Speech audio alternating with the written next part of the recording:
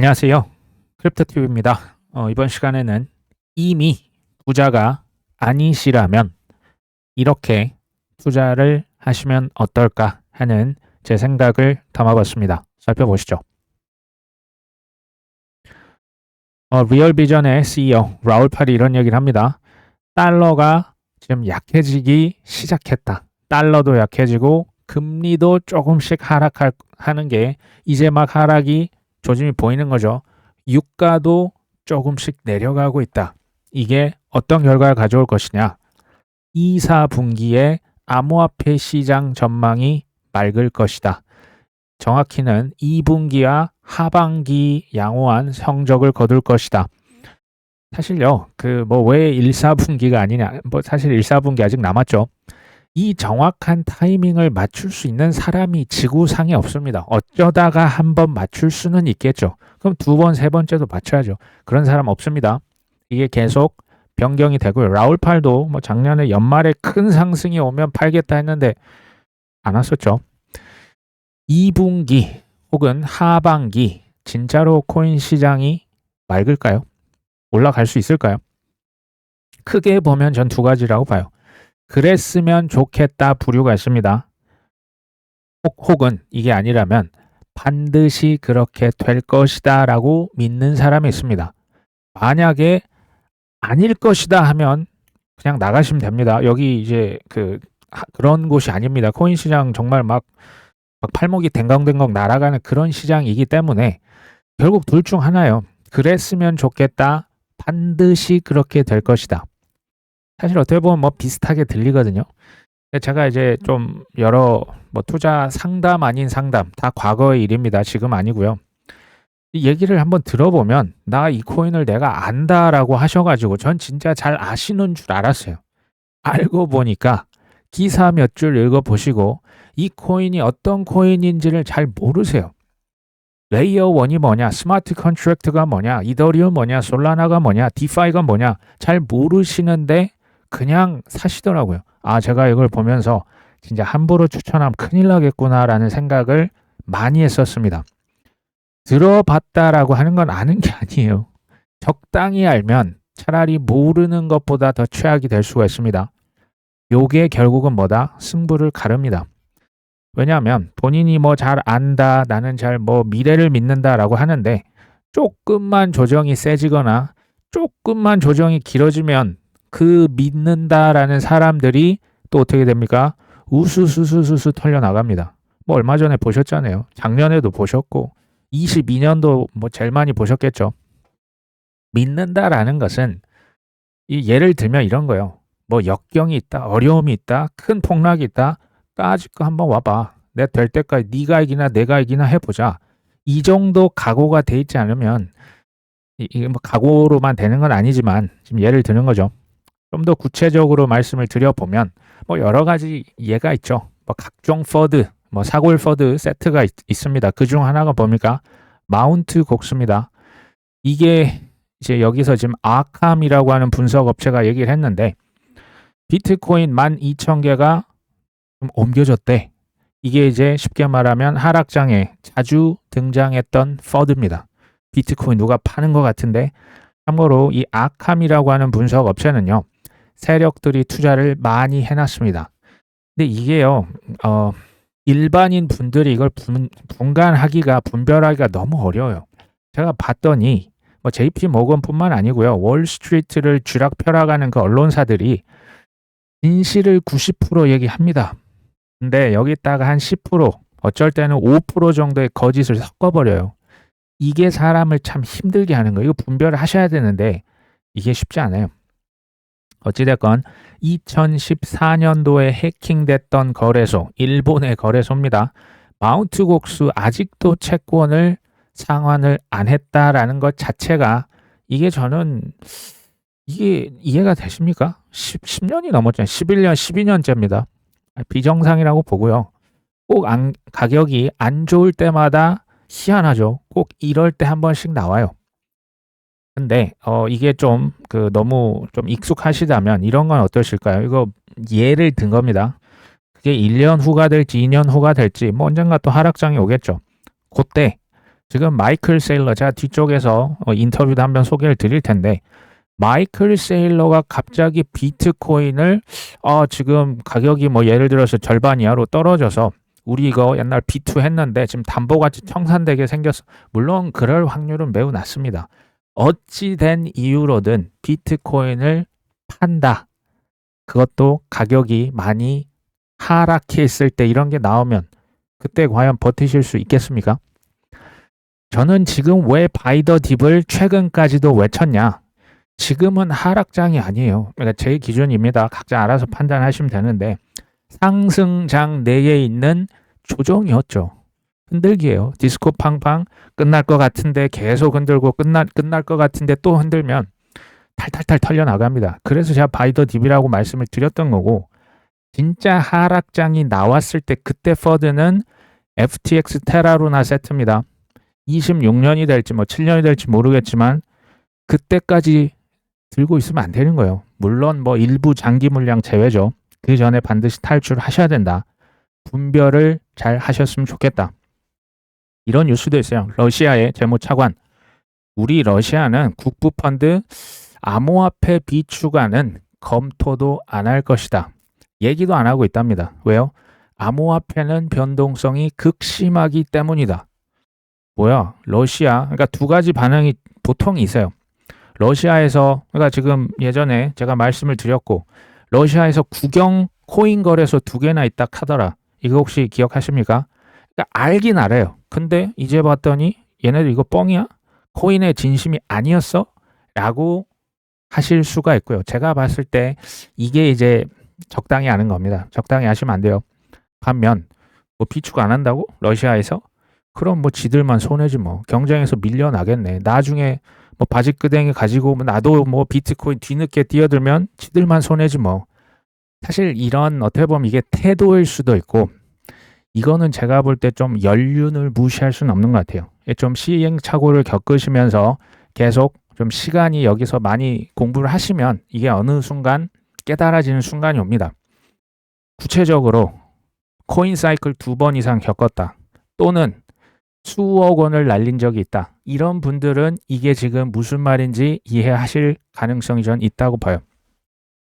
그러니까 어떤 악재로 흔들든 어쩌든 그냥 뭐 이제 우량 코인들 그때마다 그냥 막 조바심이 생겨서 바이 더 딥을 하시는 분들이 있는 반면에 아닌 분들도 있어요. 예를 들면 사이클 한 번만으로 혹은 처음에 큰 돈을 버시는 분들이 아주 드물게 있습니다. 이걸 제가 운이라고 표현합니다. 운을 저는 부정하지 않고요. 운이 굉장히 중요합니다.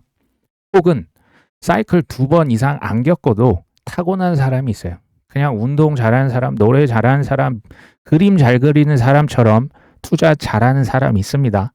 대부분은 아마 좀 시행착오를 겪으셔야 할 겁니다. 그게 일반적인 사람이거든요. 국민의힘에서 내일 가상자산 민당정 간담회를 갖겠다. 민주당에서는 비트코인을 외환 보유고에 편입시키자 공론화를 시작한다고 합니다. 지금 우리나라 사실 속이 터지죠. 이제 와서 뭐 미국이 한다 하더라, 뭐 유럽도 한다 하던데, 뭐 일본도 얘기 나오던데 지금 뭐 이렇게 이제 하겠죠. 이것도 선거에서 지금 코인 투자자 되게 많아요. 뭐 대선을 하든 총선을 하든 코인은 아마 지금부터 계속 이슈화 될 겁니다. 느리긴 하죠. 느리긴 하지만 이제야 한국도 코인의 방향성이 정해졌습니까? 안 정해졌습니까? 이게 정해진 거예요. 이 자체를 부정하면 여기에서 기회는 없어요. 그러니까 어쩔 수 없습니다. 방향성이란 게 정해졌다면 사실은 뛰어드셔야죠. 이제 실패하셔도 해야 되는데 저는 뭐 웬만하면 코인을 하지 말자 주입니다. 자, 포트녹스. 여기가 이제 미국의 금을 실제 보관을 해놓고 있는 연방 정부의 시설이거든요. 실제로 금을, 실물 금이죠. 이런 식으로 이렇게 이송했을 때 금괴를 뭐 기차 같은 데 실었다라고 하고요.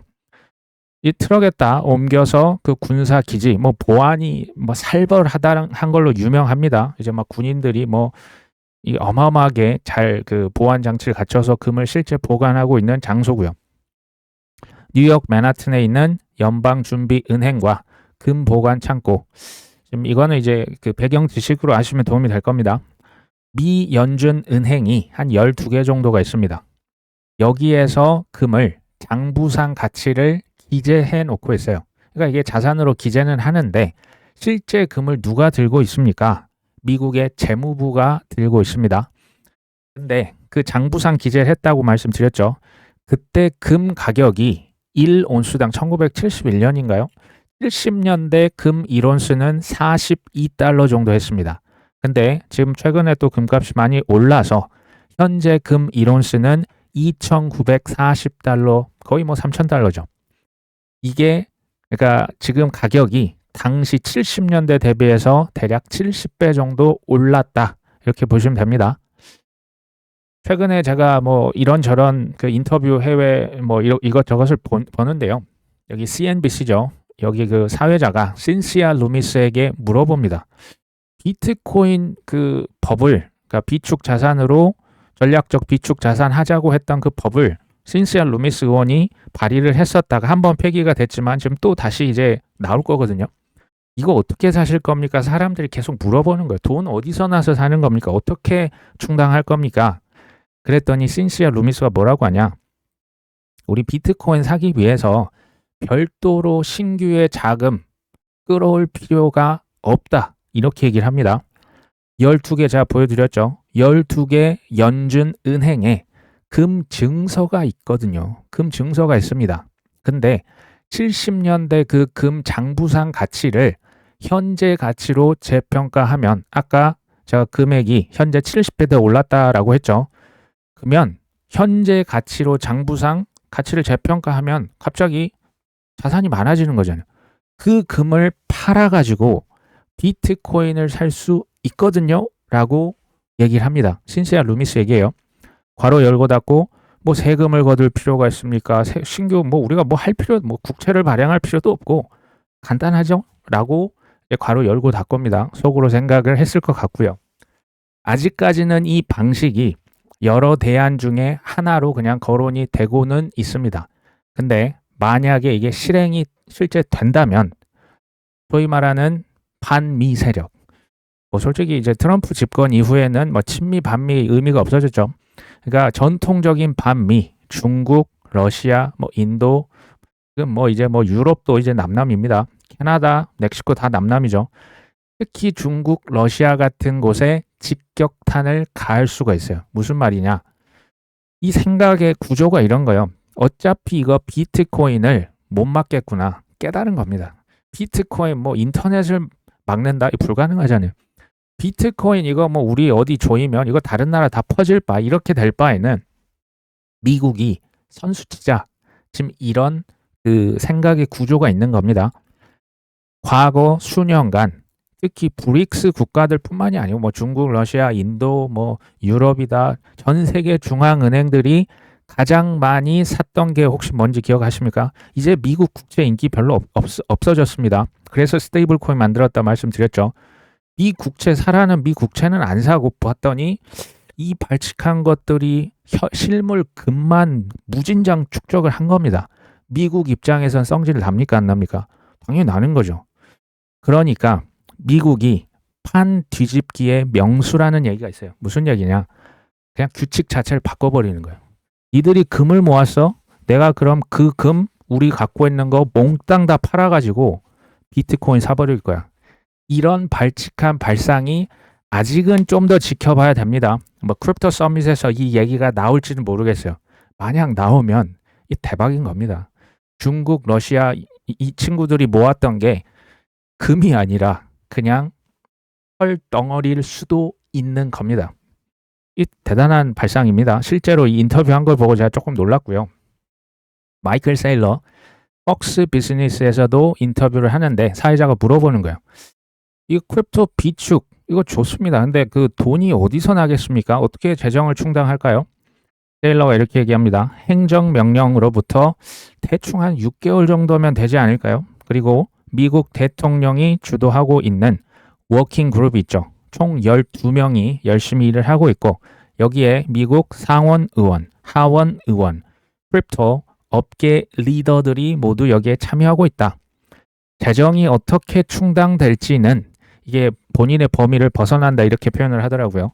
하지만 루미스 법에 따르면 앞으로 4년 넘게 비트코인을 매일 매수할 것이다. 뭐 이런 표현을 씁니다. 그래서 총 몇 개를 만들 것이다. 비트코인 100만 개를 만들 것이다. 이미 뭐 이렇게 뭐 압수해가지고 갖고 있는 비트코인이랑 별도로 산다라는 얘기입니다. 사회자가 계속 묻습니다. 근데 이거 굉장히 기본적이지만 굉장히 펀더멘탈한 질문이거든요. 비트코인 비축을 우리가 왜 해야 됩니까? 라고 묻습니다. 세일러가 여기서 굉장히 통찰력 있는 답을 합니다. 우리가 알아야 할 것은 우린 미국 영토의 75%를 겨우 4천억 달러를 주고 샀었다. 4천억 달러가 뭐 지금 돈으로 하면 580억 원인데 뭐 예전에는 물론 큰 돈이었겠죠. 초기 미국에서 이제 하나씩 땅을 넓혀간 거잖아요. 뭐 루지애나주를 먼저 사고 그다음 캘리포니아, 텍사스, 가장 최근에는 알래스카를 샀죠. 그 자산을 샀다. 자산을 프로퍼티라고 영어로 하는데 우리는 자산을 예전에도 샀었다. 이게 우리의 역사다. 그런데 비트코인은 가상 공간에서의 핵심 자산이다. 그러니까 여기서 스스로 한번 질문을 해보실 게 뭐냐. 전 세계의 돈이 앞으로 어디로 향할 것이냐라고 물어보셔야 된다는 거예요. 제가 이거 말씀드렸죠. 이게 방향성입니다. 특히 중국, 러시아 돈도 가상 공간을 향하고 싶어 합니다. 중국, 러시아도 예전에 뭐 브릭스에서 비트코인 담보로 이렇게 무역하겠다. 지금 그 얘기가 뭐 이미 많이 오래전부터 나왔었거든요. 전 세계의 돈이 실물 경제에서 어디로 이동하고 싶다? 디지털 세계로 점점 가고 싶어 한다. 근데 비트코인 비축은 여기서 보다 가상 공간을 미리 선점하고 과거 서부 개척 시대처럼 뭐를 가서 그냥 먼저 꽂아버린다? 깃발을 가서 꽂아버리는 거다. 이게 굉장히 저는 와닿더라고요. 그러면서 디지털 경제는 어디 위에 구축된다? 비트코인 위에 구축될 겁니다. 이건 제가 조금 의역을 하겠습니다. 비트코인은 디지털 경제의 시대에 초우량 자산이자 최후의 담보물로 쓰일 것입니다. 라는 얘기로 저는 이해를 했습니다. 그러면서 인공지능이 비트코인을 선점하기 전에 중국, 러시아, 유럽, 뭐 저기 동남아, 어디 뭐 브라질 이런 데가 먼저 선점하기 전에 우리가 먼저 뭘 한다? 비트코인을 비축한다면 미국은 큰 혜택을 볼 수 있을 것이다. 이렇게 답을 합니다. 굉장히 저는 신선한 그 답변에 막힘이 없습니다. 이분 보면 참 내공이 참 높다라는 생각을 하는데요. 미국과 유럽이 지금 암호화폐 분야 주도권 경쟁이 심화되고 있다. 이게 참 재밌죠. 솔직히 그 세계 2차 대전 이후에 미국과 유럽은 사실상 서방으로 같은 이제 카테고리에 갇혀져 있고요. 친했어요. 우방이잖아요. 또 멕시코, 캐나다도 마찬가지. 한국도 우방이었지 않습니까? 지금은 이게 다 뒤틀리고 있죠. 근데 이걸 이제 제가 요약을 하면 미국에서의 코인 정책은 트럼프 대통령이 자극적이죠. 변화의 속도가 빠릅니다. 급진적이고요. 빠른 혁신을 선호하는 거죠. 미국이 글로벌 암호화폐 허브가 될 것이다 얘기를 하고 있지 않습니까? 유럽은 보다 체계적이고 투자자 보호, 시장 안정성, 쉽게 말하면 보수적이라 돌다리도 두들기면서 천천히 가고 있다라고 지금 이 기사에서 표현을 한 겁니다. 이걸 미루어 보면요. 첫 번째, 빨리 가든 늦게 가든 지금 대한민국도 다 뛰어들잖아요. 일본도 이미 지금 뭐 스테이블 코인이다, 뭐 ETF 이제 얘기가 나오고 있거든요. 크립토라고 하는 건요. 어쨌든지 채택이 될 수밖에 없는 자산입니다. 비트코인이요. 나중에 뭐 이미 그렇지만 이게 진짜 강남 집값이 될 겁니다. 이 시간이 좀 걸리긴 합니다. 두 번째, 지금 말씀드렸다시피 지금은 뭐 반미다, 친미다 이런 게 없어요. 자국 이기주의죠. 오직 우리나라. 자국 이기주의가 지금 근데 코인 시장을 어떻게 영향을 주냐? 코인 경쟁이요. 더 치열해지는 거예요. 각국이 서로 이제 뭐 머리채 잡으면서 내가 니보다 먼저 더 살 거야. 뭐 지금 미국이 치고 나가버리는 겁니다. 이게 치열해지면 코인 시장은 더 빠르게 대량 채택이 되는 거예요. 이 뒤에 누가 있다? 블랙락이 있다. 블랙락 글로벌 엘리트 유대 자본 계열이 다 있는 거예요. 십수년 전부터 판이 철저하게 짜였다고 계속 말씀드렸죠. 저 같은 경우는 이번 사이클에 코인 제가 들고 있는 거 90% 이상 시원하게 매도할 겁니다. 이번 사이클은 올 연말이 될 수도 있고 내년 초가 될 수도 있습니다. 그건 아직 제가 모르기 때문에 한 10% 정도는 별도 거래소 안 쓰는데 그냥 따로 빼두고 있습니다. 이 10%를 그럼 뭘로 하냐? 이게 사람마다 다릅니다.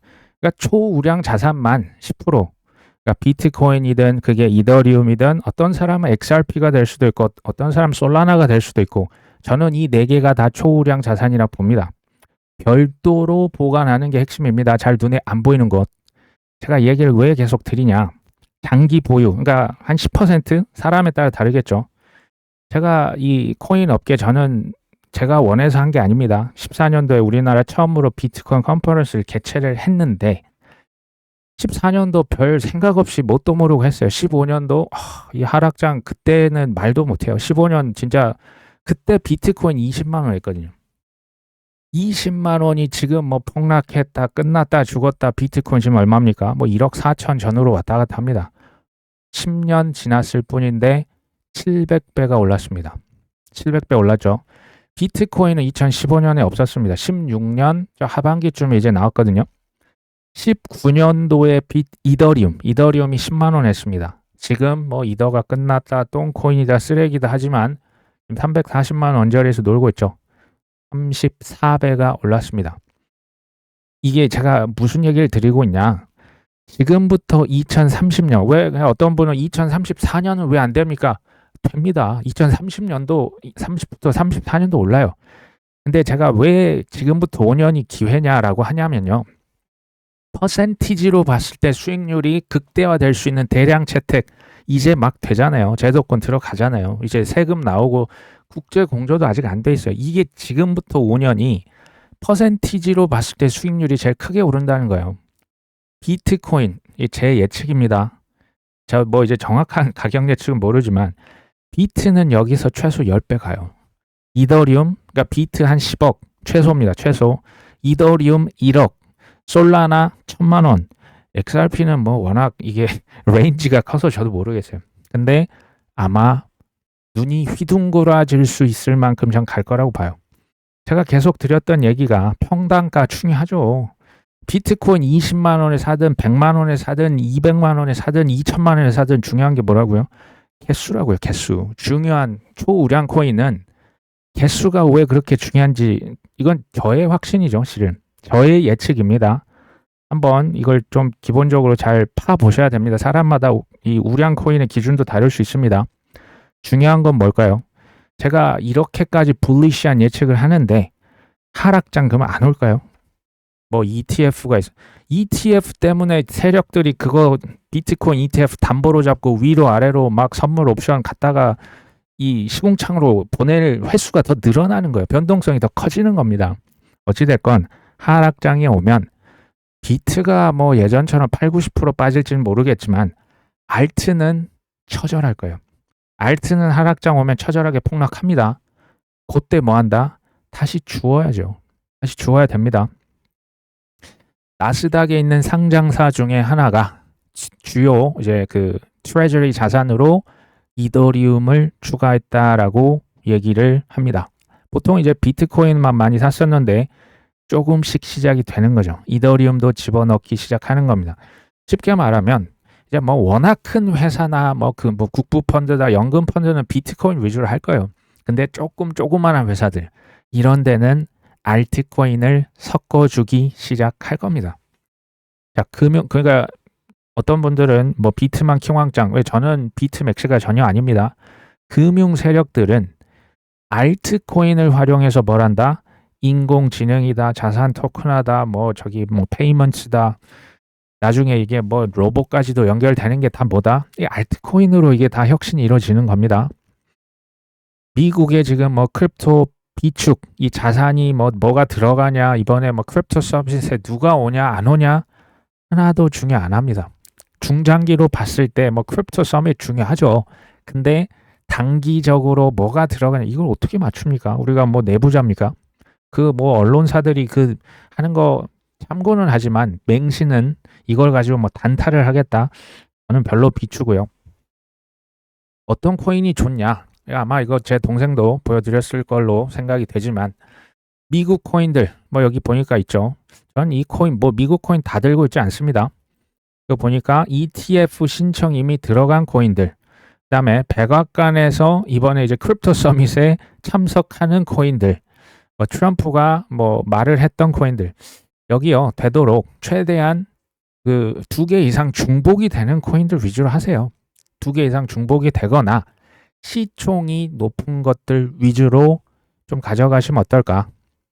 여기도 이제 뭐 저는 여기 있는 것 지금 다 들고 있진 않습니다. 제가 이제 대부분 한 90% 이상이 시총 50위 이내입니다.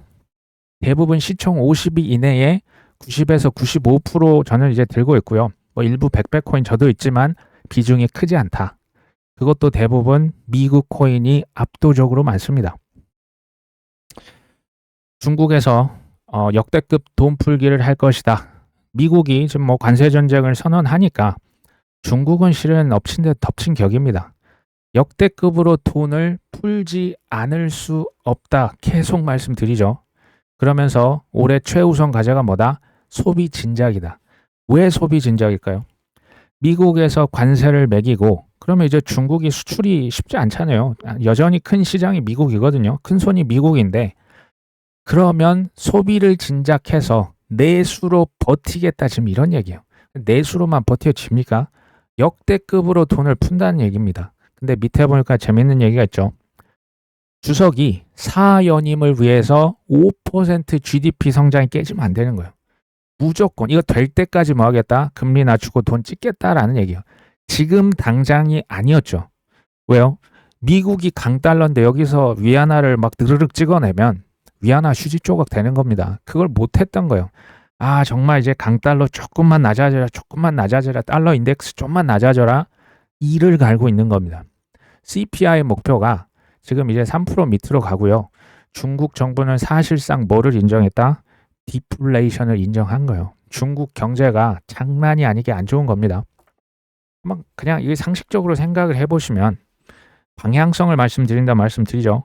세계 그 누가 됐든 정치 지도자들은 권력을 유지하려면 어떻게 해야 됩니까? 우리나라 이제 과거 부동산 때문에 막 정권이 왔다 갔다 하잖아요. 미국은 그게 주식 시장이고 이제 코인이 추가된 거죠. 경제랑 시장을 어떻게 해야 된다? 당연히 살려야 되는 거예요.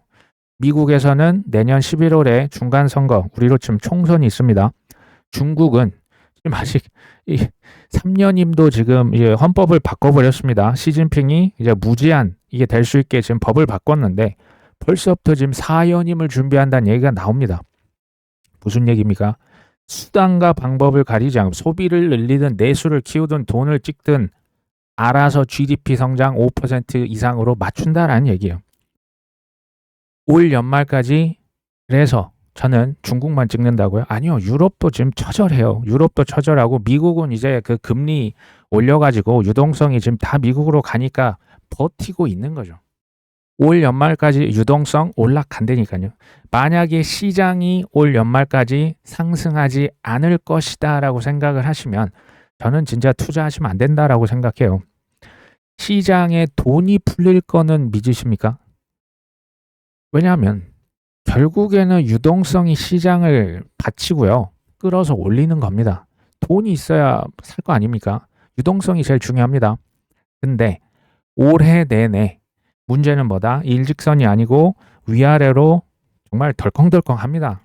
급등락 장세가 제가 보니까 앞으로 코인은 이 빈도와 횟수가 예전에 비해서 더 많아질 수 있어요. 이거는 한번 어떻게 대응을 할지 그냥 무대응도 대응입니다. 이걸 잘 생각을 해보셔야 된다. 쉽지 않아서 말씀 계속 드리는 거죠. 결국 투자는 뭐다?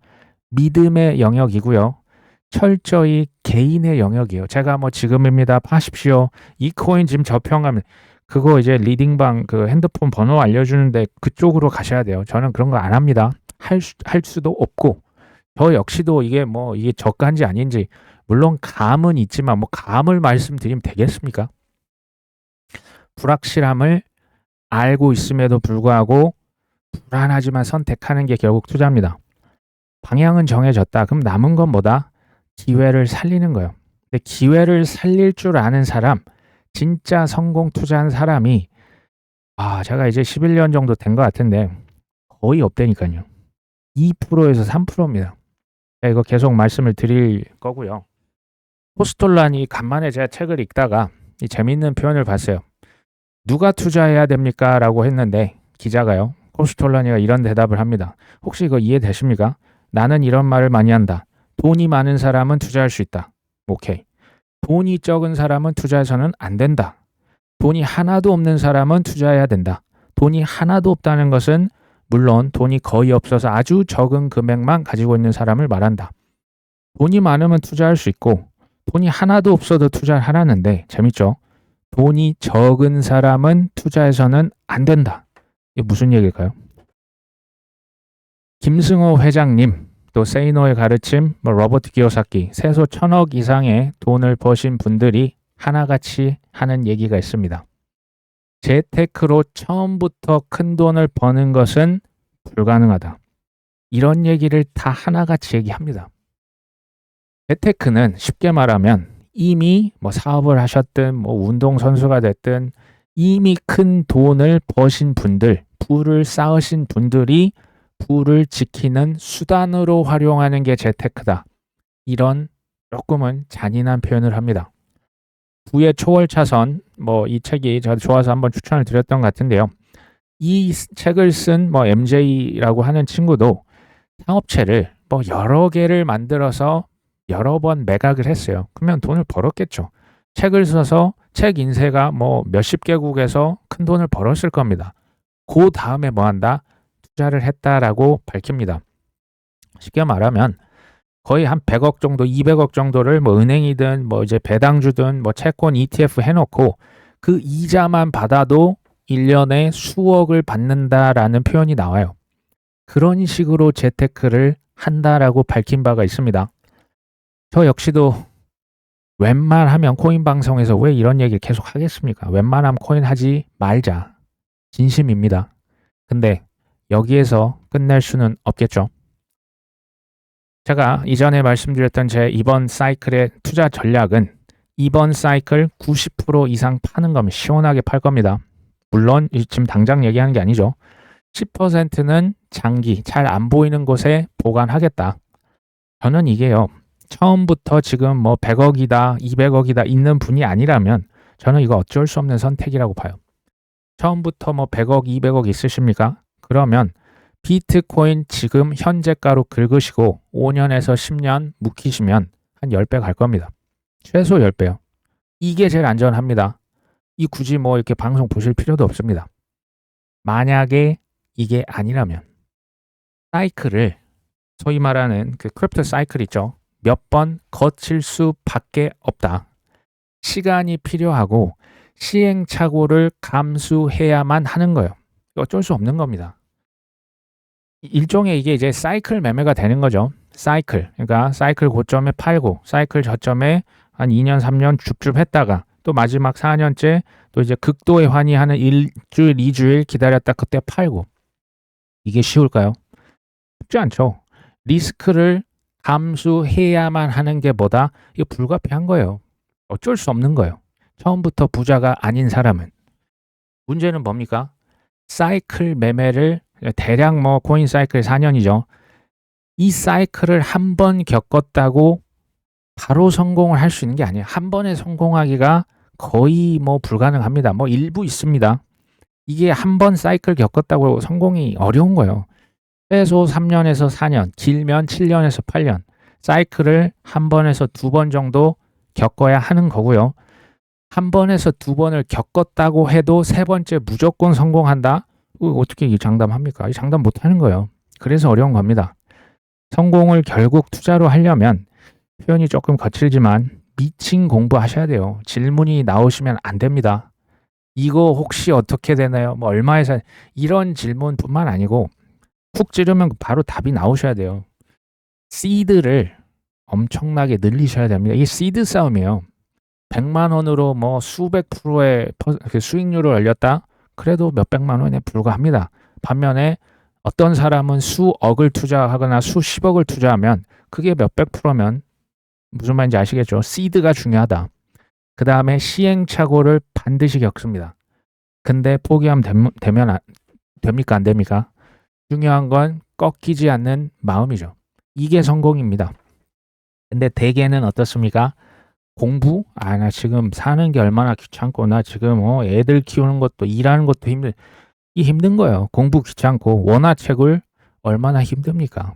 먹고 살기 앞으로 더 힘들어지거든요. 시행착오를 하면 마음이 너무 이제 말이 뭐 시행착오지 뭐 수천 수억을 날리면 어디 분풀이라도 하고 싶잖아요. 그게 뭐다? 이게 남 탓입니다. 이게 뭡니까? 이게 제일 쉽죠. 그러니까 이런 사람들이 많은 거예요. 당연한 겁니다. 어떤 구독자 댓글 보면 뭐 코인을 공부하러 왔다, 뭐 인생을 배우고 갑니다라고 하는 이런 뭐 감사한 댓글 달아주신 걸 제가 본 적이 있습니다. 이건 사실 제가 하고 싶은 얘기예요. 무슨 얘기냐? 저도 뭐 처음에 대박을 꿈꾸고 코인에 입문을 했었죠. 초창기에 왔지만 쓰라린 경험을 제가 안 했겠습니까? 시행착오를 제가 안 했겠습니까? 했죠. 하면 이제 반응이 두 가지죠. 내가 다시 이거 코인하면 내가 뭐 네 아들이다. 뭐 이게 이제 일반적인 반응이고요. 저 같은 경우는 왜 실패했지? 어떻게 하면 성공할 수 있을까? 다행히 저는 후자를 선택했습니다. 그러면서 하나씩 판 겁니다. 그러면서 깨달은 것은 투자는 불로소득이 아니었어요. 제가 발견한 건 그렇습니다. 불로소득이 아니라 초고난이도의 근로소득이었습니다.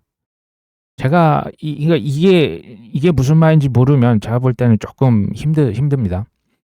혹자는 이렇게 말씀하실 수 있겠죠. 저 우리 회사 옆에 그 뭐 김 차장 뭐 이 과장 보니까 이번에 땡땡 투자해가지고 뭐 몇십억 벌었던데 대박 났던데.